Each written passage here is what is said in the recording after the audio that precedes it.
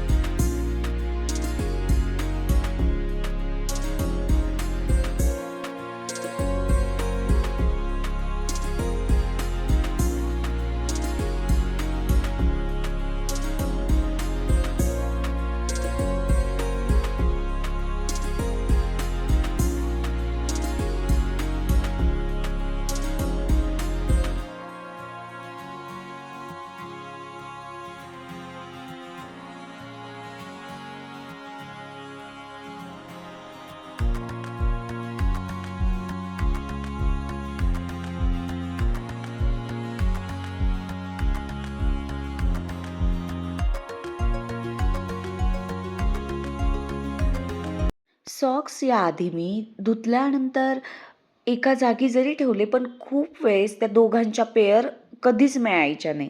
म्हणून मग मी या प्रकारची घडी करायला लागली. तर तेव्हापासून ना खूप इझी झालं सगळं. म्हणजे हे नॅपकिन्स नंतर आपले सॉक्स एका जागी मिळायला लागले आणि जी माझी सकाळी धावपळ व्हायची तर तिच्यातला बराच वेळ वाचायला लागला.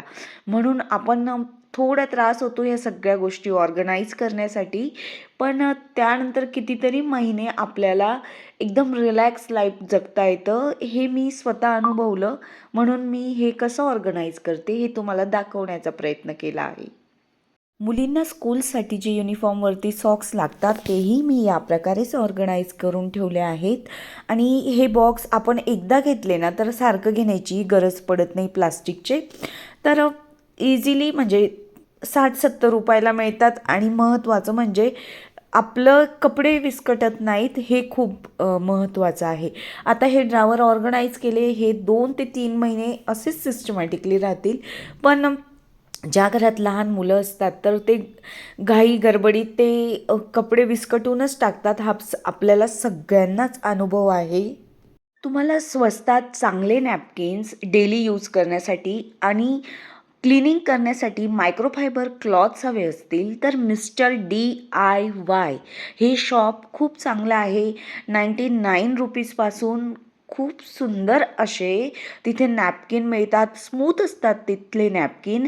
आपण जे 99 रुपीजला शॉपमधून इतर शॉपमधून जे 4 नॅपकिन किंवा 5 नॅपकिन घेत असतो ना, ते काही काळानंतर कडक होतात व त्याचे रॅश त्याचे धागेही फर्निचरला लागत असतात.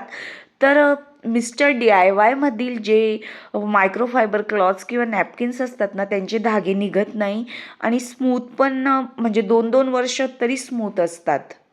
मिस्टर DIY हे शॉप ना प्रत्येक मोठ्या शहरामध्ये ओपन झालेले आहेत. नाशिकमध्ये 2 आहेत. मी पुण्यालाही गेली होती त्यावेळेस मला वाघोलीजवळ दिसलं होतं. हायवेवरतीच आहे मिस्टर DIY आणि पुण्यामध्ये तर कितीतरी असतील किंवा इतर शहरांमध्ये पण असतील. तर तुमच्या शहरामध्ये नक्कीच तपास करा. अनेक म्हणजे घरात लागणाऱ्या सगळ्या प्रकारच्या वस्तू तिथे चांगल्या मिळतात. आणि तुम्हाला जास्तीच्या चांगल्या क्वालिटीचे नॅपकिन्स किंवा लहान मुलांसाठी छोटे जे रुमाल असतात ना स्मूथ ते घ्यायचे असतील तर मॉलमध्ये कोरियन शॉप असतात किंवा स्पेशली कोरियन शॉप्स असतात. तिथल्या वस्तूही खूप चांगल्या प्रकारच्या ब्रँडेड असतात. नॅपकिन्स तर खूपच स्मूथ असतात. तिथे काचेच्या बरण्या तर एवढ्या सुंदर असतात. मी पुढच्या वेळेस गेली ना तर नक्कीच शूटिंग करेल. टिफिनही खूप छान आहेत पण बऱ्यापैकी महाग आहेत तिथले. किंमत असते बऱ्यापैकी पण क्वालिटी खूप बेस्ट आहे कोरियन शॉपमधल्या वस्तूंची. माझ्याकडे जे कुर्ते ठेवण्यासाठी मी बॉक्स घेतलेले आहेत ते लोकल शॉपमधून घेतलेले. पण तेच बॉक्स कोरियन शॉपमध्ये जर घेणार तर तिथल्या बॉक्सचा अजिबात वास येत नाही. कारण माझ्याकडे 2 बॉक्स आहे तिथले आणि टिकाऊ पण आहेत. आणि जे मी लोकल शॉपमधून घेतलेले आहेत तर त्या बॉक्समध्ये जर कपडे ठेवले तर पावसाळ्यात तर प्रचंड वास येतो. म्हणजे ते बॉक्स वापरायलाही वाटत नाही. म्हणून मला बऱ्याच कमेंट्स आल्या होत्या, "हे बॉक्स कुठून घेतले?" पण मी त्यांना खरं सांगितलेलं, की "घेऊ नका, खूप वास येतो." त्यामध्ये प्लास्टिक बॉक्स पण निघालेले आहेत. त्या प्रकारात तुम्ही घेऊ शकतात. किचन सिंकचा जो खालचा एरिया आहे म्हणजे हे कपाट, तर त्या भागामध्ये मी लिक्विड साबण, शॅम्पू किंवा बाथरूम धुण्याचे जे लिक्विड्स असतात ते ठेवत असते. मला बऱ्याच ताईंनी कमेंट केल्या होत्या, की सिंकच्या खालच्या कपाटामध्ये मी काय ठेवते व ते कसं ऑर्गनाइज करते. तर आज मी किराणा आणलेलाच होता. तर सगळे साबण, पेस्ट, एक्स्ट्राचे ब्रश, शॅम्पू जेही आहे क्रीम वगैरे ते सगळे एक्स्ट्रा मी ह्या कपाटामध्ये ठेवत असते व जसं लागेल तसं वापरत असतो. तर कोलीनने अगदी मी पहिलं ड्रॉवर जसे पुसले तसेच मी त्या प्रकारे पुसून घेतलं व कोलीने पुसल्यानंतर हे कपाट मी ऑर्गनाइज करायला घेतलं.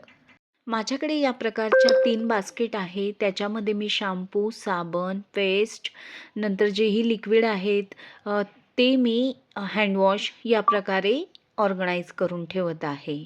सिंकच्या खालचं कपाट जे आहे ते डस्टबिन ठेवण्यासाठी दिलेलं असतं, पण मी डस्टबिन नाही ठेवत तिथे. कारण डस्टबिन जर ह्या एरियामध्ये ठेवलं तर सगळ्यात आपल्या घरामध्ये कॉकरोच होण्याचं सगळ्यात महत्त्वाचं कारण या कपाटात डस्टबिन ठेवणं असतं. तिथे अन्नपदार्थ टाकलेले असतात आपण डस्टबिनमध्ये आणि ते कोंडट वातावरणामुळे कॉकरोच तयार होतात व त्यांना खायला इझिली अन्न मिळतं आणि मग ते संपूर्ण किचनमध्येच पसरून जातात. म्हणून मग मी इथे डस्टबिन ठेवत नाही. माझे डस्टबिन युटिलिटी एरियामध्ये असतात. आता आम्ही खजूरचे लाडू बनवत आहोत. आई आलेली होती, तर आईनेही मला मदत केली. मुलींना खजूरचे लाडू खूप आवडतात व माझ्या मिस्टरांनाही आवडतात आणि महत्त्वाचं म्हणजे झटपट तयार होतात म्हणून मी बऱ्याचदा खजूरचे लाडू बनवते. तर मी खजूरचे लाडू बनवण्यासाठी अर्धा किलो खजूर घेतलेली आहे. जी सीडलेस असते खजूर ती घ्या, नाहीतर बिया असतील तर काढून टाकायच्या. व त्यासाठी मी पाव किलो काजू आणि पाव किलो बदाम घेतलेले आहेत व 1.5 पाव खोबरं किसून घेतलेलं आहे. सगळ्यात आधी खोबरं या प्रकारे भाजून घेतलं. जास्त गोल्डन न करता या प्रकारे खोबरं भाजून घेतले आहे. त्यानंतर काजू भाजून घेतले. काजूही जास्त गोल्डन न करता अगदी कमी प्रमाणामध्ये भाजून घ्यायचे. जास्त लाल होऊ द्यायचे नाही. बदामी त्याच प्रकारे भाजून घेतले की जे आपले बदाम काजू थोडे थंडीमुळे कडकपणा कमी झालेला असतो, तर बघू शकतात काजू कशा प्रकारे भाजलेले दिसत आहेत व बदामी त्याच प्रकारे. नंतर खजूर भाजण्यासाठी 1 चमचा तूप घेतलं व खजूर त्यामध्ये भाजून घेत आहे. खूप जण या प्रकारचे लाडू करत असतील, पण मी केले तर तुमच्यासोबत मी शेअर करत आहे. आई आल्यावर आपलं कामं म्हणजे आईलाच वाटतं की आपल्या मुलीला खूप कामं आहे, तर आई लगेच झटपट मदत करत असते. असं प्रत्येक आईला वाटतं की आपल्या मुलीला भरपूर आपण मदत करावी. तर खजुरी मी त्याच प्रकारे भाजून घेतलेले आहे व 1 वाटी गूळ घेतलेला आहे मी. खजूरचा नॉर्मली कलर चेंज होतो तोपर्यंत खजूर भाजायचे 2 ते 3 मिनिट. काजू बदाम मी एकत्र वाटून घेत आहे. काजू बदामाची पावडर आपण खूप अशी बारीक न वाटता रवाळ वाटायचं थोडंसं, म्हणजे त्यांची टेस्ट अधिकच चांगली लागते. आणि खजूर आणि खोबरं एकत्र वाटायचं, त्यामुळे खजूर इझिली वाटली जाते व ती चिपकत नाही. आणि त्यामध्ये गूळ मिक्स करायचा असतो खजूर वाटतानाच या प्रकारे. जेही मिश्रण आपण वाटून घेतलेलं आहे ते सगळं एकजीव करायचं. जर आपल्याला कोरडापणा वाटत असेल लाडू बनवताना, तर 1 चमचा तूप गरम करायचं, या मिश्रणामध्ये मिक्स करायचं. या प्रकारे लाडू बनवून घेतले. माझ्या मिस्टरांचा बड्डे होता, तर त्याच्यातला थोडासा भाग मी या व्हिडिओमध्ये ॲड केलेला आहे. माझ्या मिस्टरांना ॲक्च्युली व्हिडिओमध्ये यायला आवडत नाही, पण मी त्यांना फोर्स केला. तर आम्ही त्यांचा बड्डे सेलिब्रेट करण्यासाठी, म्हणजे त्यांचे मित्र, माझी मैत्रीण, तर आम्ही रेस्टॉरंटमध्ये गेलो होतो सेलिब्रेट करण्यासाठी. तर तिथली छोटीशा क्लिप मी ॲड केलेल्या आहेत. ही माझी रुपाली मैत्रीण आहे, तिचे मिस्टर दाभाडे सर आहेत आणि हे माझे मिस्टर आहेत व मैत्रिणीचे 2 मुलं, माझ्या 2 मुली, असे आम्ही 8 जण बर्थडे सेलिब्रेशनसाठी गेलेलो.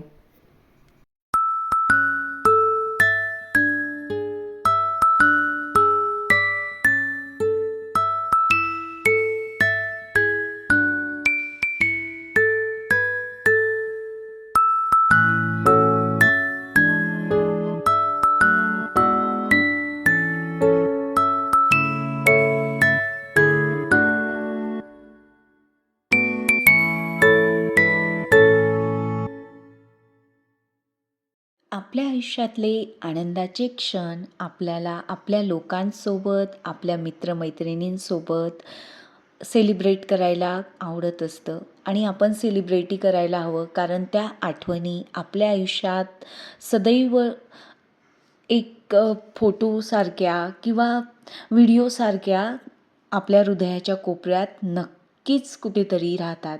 कळत नकळत आपलं आयुष्य पुढे सरकत असतं. वर्षही पुढे जात असतात. आपण प्रवाहासोबत पुढे पुढे जात असतो. कितीतरी अनमोल क्षण आपल्या हातातून निसटून जातात. हे आनंदाचे क्षण असेच वाया जाऊ नये म्हणून आपण त्यांना अविस्मरणीय करण्याचा आपण नक्कीच प्रयत्न करायला हवा. खरं तर आम्हीही कधी बर्थडे सेलिब्रेट करण्यासाठी बाहेर जात नाही, पण यावेळेस गेलो आणि घरी अगदी साध्याच पद्धतीने आमचं बर्थडे सेलिब्रेशन असतं. केक आणतो, औक्षण वगैरे करतो, बस एवढं काहीतरी चांगलं जेवण बनवलं जातं. पण यापुढे मी अजून काहीतरी, ज्याचा बर्थडे असेल त्याला वेगळं काहीतरी फील करण्याचा नक्कीच प्रयत्न करणार आहे. हे नाशिक शहरातलं सागर स्वीटचं सागर रेस्टॉरंट आहे. नाशिककरांना तर माहितीच असेल. तर इथे 250 रुपयामध्ये अनलिमिटेड, म्हणजे प्रत्येक व्यक्तीसाठी 250 रुपयात पोटभर खाऊ शकतो. पण जर आपण आपल्या प्लेटमध्ये वाया घातलं तर 50% आपल्याला चार्ज लागेल, याचाही विचार करावा लागतो. म्हणून भरपूर अनलिमिटेड अशा म्हणजे बरेच प्रकारचे इथे पदार्थ होते. मुलांची तर मजाच झाली होती, कारण पाणीपुरीचाच पहिला स्टॉल लावलेला होता आणि पाणीपुरी मुलांना भरपूर आवडते, म्हणून ते एकदम मस्तच आस्वाद घेत होते पाणीपुरीचा.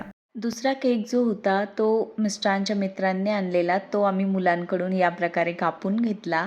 आजचा व्हिडिओ तुम्हाला आवडला असेल तर व्हिडिओला लाईक करा, शेअर करा आणि आपल्या चॅनलला सबस्क्राईब करा. धन्यवाद.